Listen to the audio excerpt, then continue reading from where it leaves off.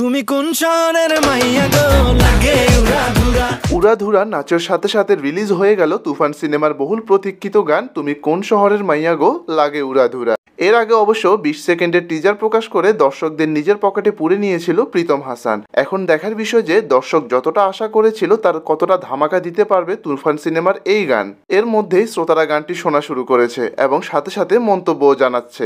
কারো কারো কাছে ভালো লাগছে, আবার কেউ কেউ বলছে যতটা হাইপ উঠেছিল ততটা জমেনি। এর কারণ হিসেবে তারা দুষছে গানটির দুর্বল লিরিক্সকে। তবে গানের এই আয়োজন সত্যিই প্রশংসনীয়। সবকিছু ছাপিয়ে গানে শাকিব খানের পারফরমেন্স ছিল অনবদ্য।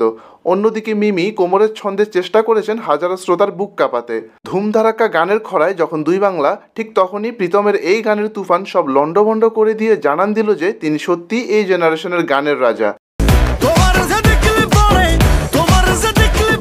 তবে গানের যে জিনিসটা শ্রোতাদের বেশি চমক দিয়েছে সেটা হলো একদম শেষে এসে পরিচালক রায়হান রাফির ক্যামিও, যেটা ইতিপূর্বে বাংলাদেশে দেখা যায়নি। এখন দেখার বিষয় তুফান সিনেমার পরবর্তী গানগুলো আমাদের আর কি কি ধামাকা দিতে ধেয়ে আসছে।